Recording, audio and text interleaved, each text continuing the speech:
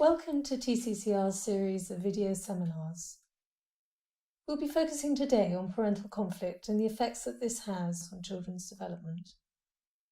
I'm Leezah Hertzmann and I'm Head of Parenting Together programs. Over the past 7 years at TCCR, we've been developing a specific therapeutic model of intervention for parental conflict called Parenting Together.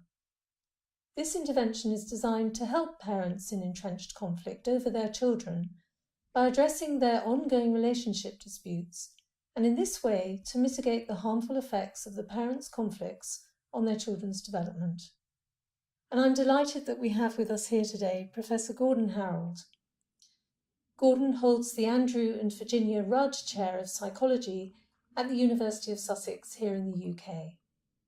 Gordon is one of the leading experts in the field of research into the impact of family influences on children's development, particularly interparental conflict and children's outcomes.